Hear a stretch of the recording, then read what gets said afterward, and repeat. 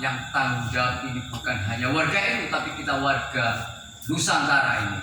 Maka itu hal ini saya menghadirkan namanya Mbah Catur, orangnya masih muda, tapi siapapun akan panggil Mbah karena dia kalau ngomong sejarah Purbalingga itu akan fasih sekali. Mudah-mudahan nanti dia akan menyampaikan beberapa hal. Kemudian juga yang begitu sekalian mungkin akan bertanya, kok ternyata Sarasan ini kelihatannya sesuatu yang baru di alam nyatanya Purbalingga. Selama ini hanya ada di medsos atau di YouTube-nya Mas Agus Mariono atau Gus Mar ini.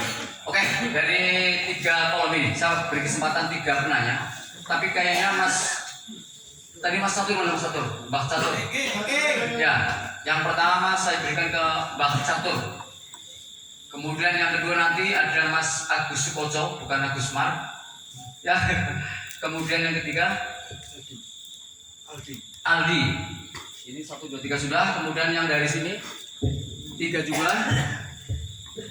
Dari sini Amran.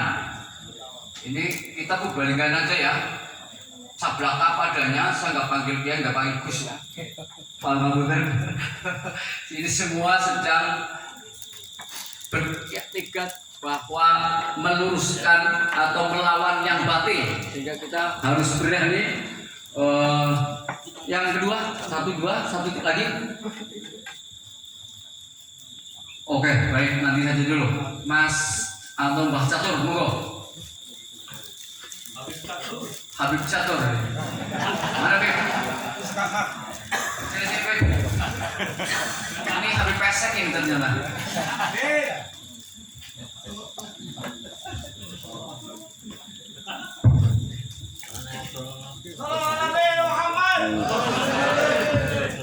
Depan. Begini Pak.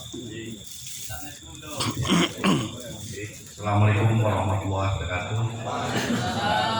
Jadi kalau tadi kaget ini nyun sewu sabar mawon ngapunten tadi terkait dengan beliau yang tadi disampaikan. Alhamdulillah Romo Kiai Kerso Rawuh Kementu Purbalingga kalau pilih sepuh tentang mriki apunten sederengipun sejujurnya dalam jenis gareng pantes serta menika apunten. Oke, terkait tadi ngendikipun Romo Kiai Cabas pengambaran dalam menika ada beberapa 3 hal yang mungkin saged dipun pegangan kagem putra-putra atau para putra wayah ingkang hukum Purbalingga. Satu hal bahwa leluhur Purbalingga menika keturunan Al-Maghribi sanes Al-Yamani. Jadi jelas bahwa Syekh Jambu Karang kagungan menantu nggih dulu Syekh Maulana Al-Maghribi. Berdasarkan keturunannya beliau dari garis ibu dari yang Jambu Karang adalah Ratu Banjaransari, putri dalem Prabu Darmakusuma Raja Sundadulu. Karena bapakipun Syekh Jambu Karang itu nek boten tepat berdasarkan bab Cahyana manuskrip yang ada itu adalah putra dalem Brawijaya Mahesa Tanduman utawi Mapanji Garasakan menika rayi dalem Prabu Jayabaya putra Airlangga. Jadi Syekh Jambu Karang menika memang cucu dari Prabu Airlangga dan Prabu Darmakusuma yang merupakan dua-duanya setahu kami adalah bergelar Sang Hyang Wisnu. Jadi beliau dilahirkan di zaman Kahuripan. Jadi memang sangat jauh. Jadi tadi beberapa kawan cerita tentang Wali Songo. Jadi kita akan buka sebenarnya Purbalingga kenapa tadi disebutkan lebih tua. Jadi memang Islam di Purbalingga cukup lama. Dan sebelum kedatangan Yang Maulana Maghribi itu yang kami dengar adalah kedatangan Ki Ketut. Nah ini yang tadi diungkapkan oleh Romo Kiai dan para sepuh bahwa di sini itu tidak menggunakan nama Arabnya, tapi berbaur dengan orang Jawa. Jadi Ki Kelun atau Al Kolun itu sendiri tidak pernah memakai nama gelar kehabibannya. Jadi beliau saya pernah dengar dari eyang yang pernah ada, kenapa keturunan eyang Syekh Jambu Karang itu tidak menggunakan gelar Habib. Karena menurut sesepuh yang kami terima, Habib atau Rasulullah itu sebagai Habibullah itu terlalu tinggi. Istilahnya kalau di sini bokap pelarah kalau memakai gelar itu terlalu tinggi. Gitu. Jadi memang di sini juga memang kebanyakan memakai gelar Mahdum, paling pakai nama Ki, pakai nama Syekh, pakai nama Kiai. Jadi memang tidak pernah kita dengar pakai gelar Habib. Itu yang pertama terkait dengan pemakaian nama. Jadi ajaran utama yang tadi saya lupa, ajaran utama dari beliau Syekh Maulana Malifi maupun Syekh Jambu Karang adalah adab.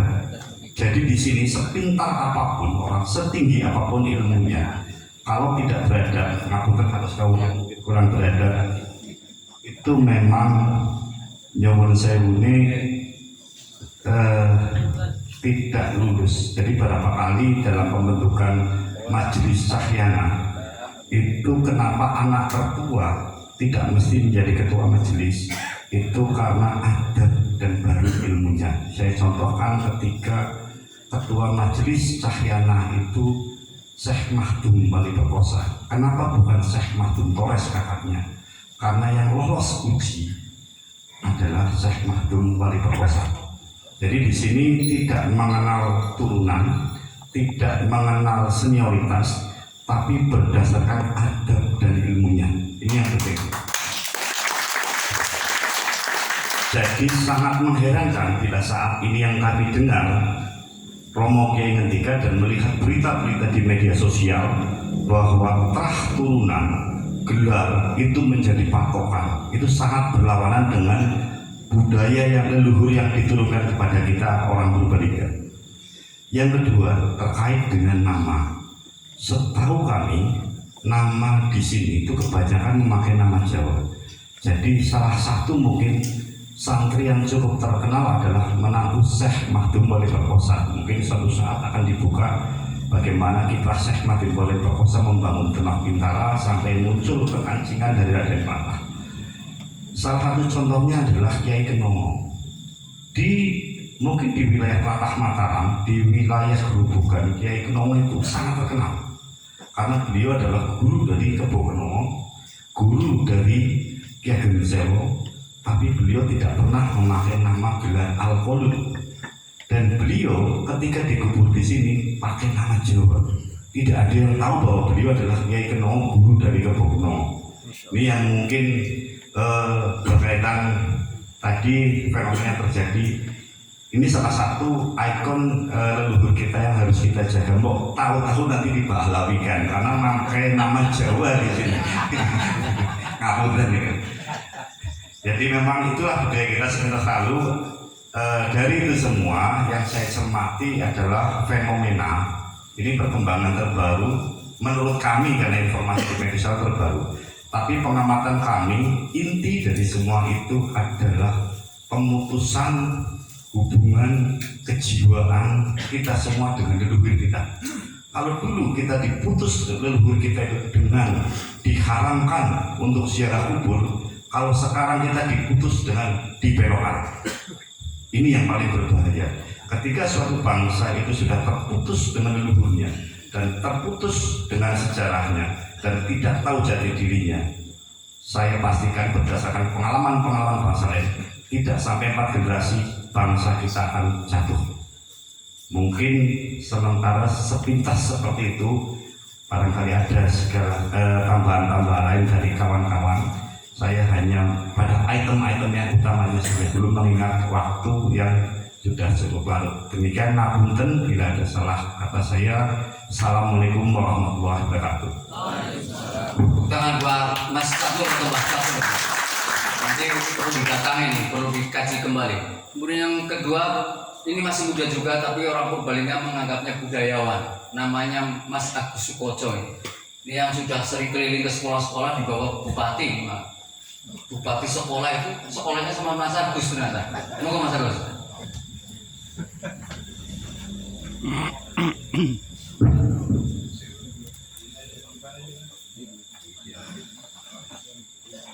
Assalamualaikum warahmatullahi wabarakatuh. Para alim, para ulama yang kami hormati, wabil khusus Gus Abbas. Saya mau cerita sedikit.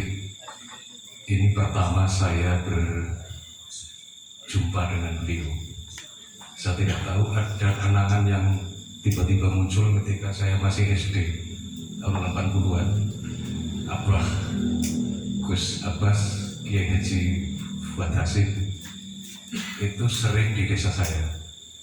Umur saya mungkin masih di bawah 10 tahun atau mungkin 10 tahunan. Saya belum mengerti apa-apa. Saya lahir dari keluarga abangan. Bapak saya kejawen murni, sehingga ketika saya tidak dikenalkan syariat Islam secara ketat, sehingga tiba-tiba tetapi saya tertarik ketika ada pengajian Kiai Haji Fuad Hasim. Saya mendengarkan dari jauh karena anak kecil tidak boleh dekat-dekat. Dan saya tidak tahu ketertarikan apa, saya juga tidak muda. Tapi saya tetap datang ketika di sekitar desa sampai tangga desa. Bagi saya itu merupakan fondasi panggilan teologi saya di awal-awal saya mulai bisa berpikir. Jadi hari ini saya membayar hutang ketauhidan kepada Punten Motor Nuwun Gus Kopil itu, mudah-mudahan ini memperkuat tauhid saya. Kedua, sebenarnya yang disampaikan oleh Gus Abbas tadi adalah kalau kita bagi 3 level, ada pemerintah, negara, tanah air. Kalau sekedar urusan rebutan jabatan, jadi camat, jadi kepala bagian, ini urusan di level pemerintah. Kalau urusan bentuk negara dari monarki, republik, dan apalagi kita tidak tahu karena sejarah terus berkembang. Itu orang ngomong negara. Tapi yang sedang dibicarakan oleh Gus Abbas tadi adalah soal tanah air. Ia lebih dalam dari sekedar permukaan yang disebut pemerintah, bahkan ia lebih dalam dari apa yang disebut negara. Kalau pemerintah, negara, ia berdinamika. Ada dialektika yang menciptakan pembaruan-pembaruan yang kita tidak tahu perkembangannya. Tapi kalau tanah air itu mutlak, bahwa kita adalah Majapahit, Singasari, Kediri, sampai Kalingga. Jadi akar kita adalah apa yang pernah disumpahkan oleh Gajah Mada, yang diawali oleh Tribuana Tunggadewi, bahkan sudah dirintis oleh Kertanegara. Bukan orang-orang baru yang mengklaim dan mempanganut kepada nama besar junjungan kita. Jadi ini bagi saya yang disebut harga mati adalah akar tanah airnya. Karena kalau yang lain bisa berubah, ya pemaning sama bupati itu besok bisa berubah, presiden juga urusan artifisial. Itu konflik-konflik yang tidak perlu kita terlalu serius. Tapi ini harus serius, maka saya datang. Kalau kampanye saya tidak datang. Tapi kalau urusan tanah air saya datang. Karena yang mutlak harus kita tancapkan akarnya adalah, kita tegaskan, akar kita adalah Majapahit, bahkan jauh sebelum itu Demak, Mataram, dan kemudian lahir NKRI. Jadi dari NKRI inilah mulai ada gonjang ganjing karena seluruh ideologi dunia mulai masuk. Tahun abad 18-an mulai masuk, pasca Renaissance itu kemudian dibuka banyak sekali peluang-peluang untuk apa saja ikut mewarnai Nusantara. Jadi soal ini lebih dalam, ini adalah kalbu rohani kita tentang kebangsaan, yaitu soal tanah air. Kalau soal pemerintah, soal negara, itu cuma kulit, paling jauh ya sampai daging-daging lah. Tapi ini adalah urusan kalbu yang tidak main-main. Matur nuwun Gus atas keramahnya. Assalamualaikum warahmatullahi wabarakatuh. Yang ketiga tadi sudah masuk. Oh ya,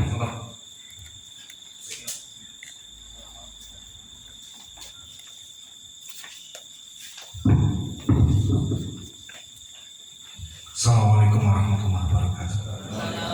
Para yai yang kula hormati, Gus, mohon izin kata sesepuh kula nyuwun ngapunten saestu. Nama saya Aldi Gus panggih teng Mbah Sayyid Kuning kalau ini pas hall yang sekarang menjadi Abdullah Syarif berdasarkan kasyaf. Dan juga beberapa titik saya juga ditandai beberapa titik-titik parade kavaleri di Peneguru juga sudah mulai dibiaskan di tanah Wirasabar ini. Ngapunten, saya ada beberapa pertanyaan mungkin sedikit teknis gitu. Matur nuwun tadi dua narasumber dari lokal, saya dari Dukuwalu, Pesantren Darussalam. Hikmah di situ Kiai Hariri Sofa, terus Kulo Mas Kotem Fakultas Syariah Win Seizu. Gus, ada beberapa fakta di lapangan. Satu, bukan hanya nasab yang itu menjadi pematik sebetulnya dari Bahar Smith yang melebar, dan kita berusaha untuk mengedukasi masyarakat hingga hari ini. Yang kemudian selain fakta-fakta lain yang menjadi pertanyaan di benak, kenapa kalau memang menyingkir karena kasus Minhaj ke Nusantara, kenapa mereka tidak meniru orang-orang Yahudi untuk melakukan Zionisme, menguasai Hijaz hari ini yang dikuasai oleh Wahabi? Itu pertanyaan besar kami selama ini sebetulnya, dan saya kira terjawab melalui jalur sejarah tadi dan DNA. Fakta lainnya adalah bukan hanya sekedar itu, tetapi nasib yang dialami oleh Banu-Banu NU dan tradisinya hari ini sudah sulit menerima. Kebetulan saya juga koordinator humas dan kerjasama di pimpinan wilayah Pagar Nusa Jawa Tengah, saya wilayah barat. Tradisi istighosah, tradisi tahlil, bahkan tradisi yang kemudian hilang hari ini, bahkan yang muncul hari ini hampir setiap malam itu adalah panggung hiburan sholawat, itu mungkin karena sampai akhirnya ini tidak ada ngaji sudah hilang, fikih tasawuf itu hilang, nggak ada tempat di itu. Dan ini walaupun berjalan pasca pandemi dan sebelum pandemi itu sedikit, tapi ini terus terang secara edukasi masyarakat ini mengerikan, karena mereka senang, masyarakat senang dihibur karena memang sudah gelisah. Jadi pertanyaan saya, selain nanti masalah rotib dan sebagainya, artinya pembelokannya sudah sangat luar biasa sekali, nanti bergulir kepada kegelisahan kedua. Yang pertanyaan dari semua tadi itu adalah apa yang harus kita lakukan, konsep apa yang Gus Abbas tawarkan kepada kami yang harus kita lakukan. Ini teknis, karena saya lihat hari ini bukan hanya kerja santri seperti kita di akar rumput yang mungkin sebagian besar tidak menjabat di organisasi publik sehingga bisa mengambil kebijakan. Yang kedua, ada kaitannya dengan Unselu dari Jogja, mungkin nanti bisa memberikan semacam, dalam tanda kutip saya, Unselu ini bahasa saya pertanggungjawaban, karena pasca Mataram bergabung dengan NKRI, kami di wilayah Manca dengan segala cerita di masa lalu. Saya bawa tadi Syarif Purbadana itu dari keluarga Amangkurat. Saya bingung ketika dimimpini Mbah Sayyid Kuning suruh datang ke sana. Waktu suluk di Blitar, kamu cari mbah kamu, Mbah Sayyid Mbah Kuning, sampai ditarik ke depan Mbah Kiai Maksudi, dikasih kuncinya, ternyata benar. Tapi pertanyaan kedua adalah, satu, ini harus ada dari Mataram yang membuka akses perpustakaan.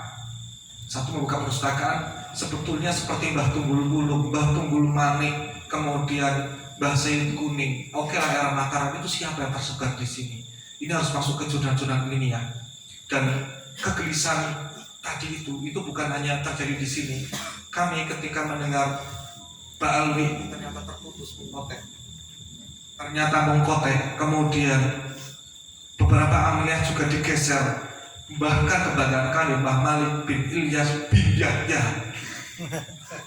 Kami terpukul dan itu menjadi pembicaraan di kampus-kampus, di pesantren-pesantren.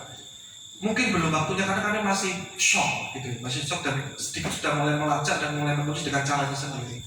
Maka pertanyaan selanjutnya adalah, tolong ini jangan berhenti sampai di sini.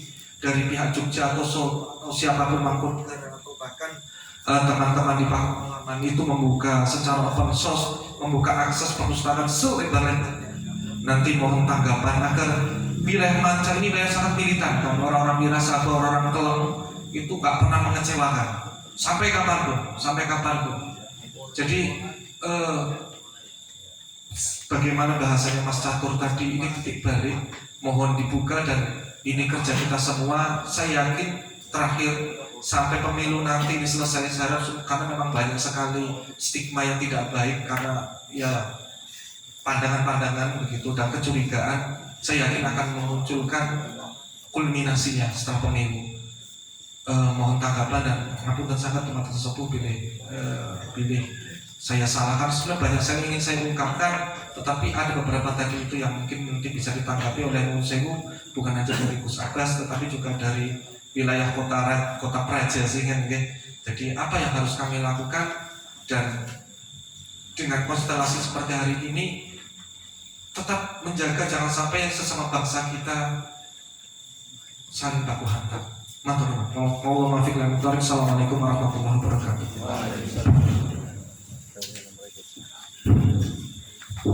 Yang terakhir tadi ya, sebelum dijawab Gus Abbas ini.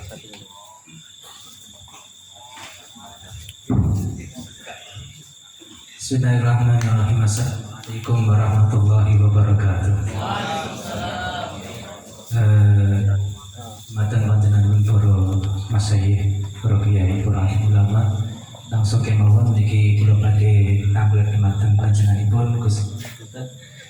Pertanyaan kula ngeten Gus, di tempat kami itu semarak dengan rotibul haddad, rotibul atos, sikut duror. Nah, ini tadi kalau saya mengambil kesimpulan bahwa Pak Alawi itu nasabnya terputus, tidak sampai kepada Rasulullah SAW. Nah, sikap kami bagaimana? Sementara karya Pak Alawi seperti Rotibul Haddad, Rotibul Atos, Sikut Duror itu sudah menyebar di tempat-tempat kami. Apakah berhenti? Apakah lanjut? Terus sikap kami kepada guru-guru kami yang telah mengajarkan itu bagaimana? Mohon bimbingannya Gus. Terima kasih. Tepuk tangan untuk semua penanya atau gagas ya. Jadi kalau Mas Catur itu lebih ada kegelisahan, kalau Mas Agus Sukoco itu lebih mengatakan bagaimana harus mempertahankan soal sejarah. Yang kedua tadi memang pertanyaan yang memang harus dijawab soal bagaimana dan apa yang harus diperbuat. Monggo Gus.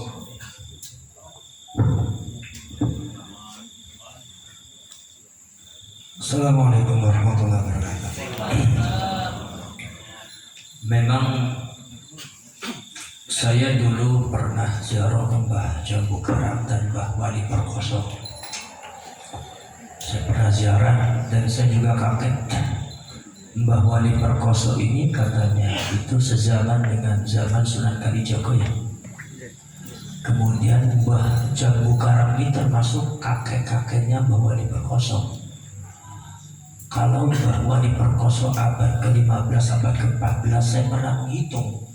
Yo, berarti ini bisa jadi Islam sudah datang di Indonesia abad kedua, abad ketiga itu sudah datang. Karena dengan adanya Mbah Jambu Karang dulu. Saudara sekalian, bahwasanya itulah doktrin-doktrin kekancingan adat budaya, akhlak dan moralitas yang sudah diamanatkan kepada kita dari leluhur kita ini. Ada orang-orang luar yang mau merubahnya. Seperti tadi yang dikatakan Mbah Catur ya, bahwasanya memang kita itu mendahulukan akhlak, mendahulukan moral, mendahulukan keilmuan sejak zaman dulu. Makanya para ulama, para kiai di NU tidak pernah menyebut dirinya sebagai sayyid dan syarif. Buntet pesantren itu tidak pernah menyebut dirinya syarif, padahal semuanya syarif. Mataram itu semuanya syarif, tapi tidak pernah menyebut dirinya syarif. Sehebat apapun tampangnya, walaupun ada di antara keluarga yang mirip Arab, itu tidak akan menamakan dirinya syarif. Itu bagi kami bukan sebuah pantangan, tapi itu adalah semacam ajaran yang diajarkan dari leluhur kami. Maka dari itu kami bangsa Indonesia itu ulama-ulama para kiai mau mondok pesantren sama siapa saja. Tidak mesti itu kepada seorang salif dan sayyid. Siapapun orang yang alim ulama maka kita belajar. Maka tidak ada itu istilah buntet fanatik Lirboyo, fanatik Ploso, fanatik Kejoma, Kediri, nggak ada itu. Di NU itu nggak ada, di bangsa Indonesia itu nggak ada, nyaris nggak ada. Karena kita belajar kepada siapapun. Mbaya Ahmad Dahlan juga belajar kepada Mbaya Soleh Darat Basim juga sama belajar, dan Basim Asal juga belajar sama Kiai Nawawi yang ada di Sumatera Barat. Artinya nyaris tidak ada sekat antara masalah agama ini adalah leluhur kita. Syekh Abdul Rauf As-Singkir dipanggil dari Aceh untuk mengajari Thariqah Syattoriyah di Jawa, dipanggil dari Aceh. Maka keturunannya banyak, di antaranya Syekh Abdul Wahid Pamijahan, kemudian Maulana Burhanuddin As-Sumatrani, Sumatera Barat pada Varian Mapulakan. Itu yang sudah berlaku, dan saya yakin sampai detik ini pun kita masih megang itu. Buntet mau mondok di mana silakan ke Ploso, Lirboyo. Enggak mesti harus apakah itu sajid atau bukan, tidak pernah diajar seperti itu. Artinya apa? Kekancingan dan pakemnya itu masih ada. Cuma ini kan datang Mbak Almi ajarannya beda.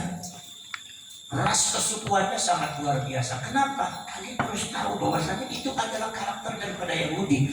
Ada yang mengatakan bahwa karakter ras Yahudi itu adalah ras yang paling susah untuk berbaur, paling susah. Makanya di mana-mana ras Yahudi pasti ada ciri-cirinya. Saya membaca di antara jurnalnya orang Yahudi pakai bahasa Inggris ya. Itu saudara-saudara bahwasanya ras mereka itu ketika hilang itu sangat mudah dicari karena ada ciri-cirinya, ada bangsanya, ada kekancingannya. Mereka tidak akan bisa berbaur dengan siapapun, tetap memakai ras. Itu susah makanya. Lah di sini rupanya Ba'al itu juga mewarisi itu dan membawa ajaran dan doktrin itu. Bahwasanya mereka para Ba'alwi jarang sekali ngaji sama kiai-kiai, harus sama Ba'alwi. Ngaji harus sama Habib, bukan sama Habib nggak bisa. Jarang itu Ba'alwi yang mondokin anaknya di Buntet atau di Lirboyo ya. Kecuali Ba'alwi yang dapat hidayah dari Allah saja seperti itu. Tapi kebanyakan wa aktsaruhum yang nggak seperti itu. Ya kalau Ba'alwi ngaji sama Ba'alwi. Saya kan melihat fenomena itu. Kalau semua Ba'alwi mengatakan bahwa kami adalah Ahlul Bait Rasul, harus muliakan Ahlul Bait. Iya, makanya ketika ada siapa namanya Habib Umar bin Hafid datang, semuanya menyambutnya. Itu kalangan mereka ras. Tapi saya tanya, kenapa kalau ada Sayyid Muhammad bin Ali Al-Maliki Al-Malki Allah yarham yang sudah meninggal, pada waktu Sayyid Muhammad datang ke Cirebon tidak ada satupun Ba'alwi yang nongol. Itu kita harus mempelajari sendiri, jangan sampai kita terdaya oleh murid-murid mereka. Kemarin juga ada beberapa sayyid dan syarif dari Syria datang, dari Mesir datang, dari Jordan datang. Mereka bersalah Al-Hasani, Al-Husaini. Kita tanya, apakah Ba'alwi menyambutnya dengan semarak seperti Habib Umar? Tidak. Nah kemudian kita bertanya kenapa seperti itu? Ya barangkali karena syarif dan sayyid yang dari Syria dan dari Makkah itu tidak dianggap sebagai Ba'alwi, bukan Ba'alwi, jadi nggak disambut. Artinya apa? Sungguh fanatisme ras bagi kaum Ba'alwi sangat luar biasa. Artinya kalau seumpama terjadi fenomena yang ada di sana, yang ada di yang ada di tadi ada fenomena Ratib al-Atas, Ratibul Haddad, yang sebetulnya Ratibul Haddad itu adalah merupakan klaim daripada Ba'alwi sebagai Ratibul Haddad, tapi pada hakikatnya itu adalah Thariqah Rifa'iyah. Thariqah Rifa'iyah itu adalah pertama kali disebarkan di Aceh, yaitu adalah di antaranya adalah Syekh Nuruddin Ar-Radiri yang jadi mufti Sultan Iskandar. Ya, Sultan Iskandar II itu Thariqahnya Rifa'iyah. Ada tahlil, ada apa, baca la ilaha illallah, baca an-nas, baca al-falaq. Itu Thariqah Rifa'iyah cuma diklaim oleh Ba'alwi sebagai Ratibul Haddad. Jadi memang ahli klaim, ahli sekali dalam masalah mengklaim dan membelokkan sejarah. Saudara-saudara kalian, lah itu. Dan itu masalah Ratibul Haddad dari Asyik Abdul bin Abdul Haddad. Kalau seumpama bagaimana itu ditinggalkan atau tidak? Kalau ajaran itu harus ditinggalkan. Kalau guru kepada guru memang itu dipandang guru Habib ini, kita hormati guru kita, tetap Ratib al-Atas silakan, Simtud Durau silakan, tetapi kita hanya satu aja. Pemaham apa? Bahwasanya hormatilah para habaib bukan sebagai cucunya Rasulullah, tapi sebagai guru Anda, sebagai orang alim, sebagai ulama. Makanya kalau ada yang kurang baik ya kita harus tegur.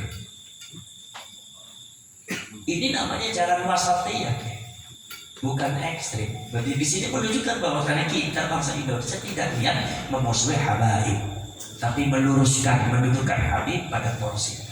Jadi kalau seumpama ada rotibul haddad, kalau seumpama ada simtud duror, kalau ada rotibul alatos, silahkan, tidak apa-apa. Tapi kalau seumpama nanti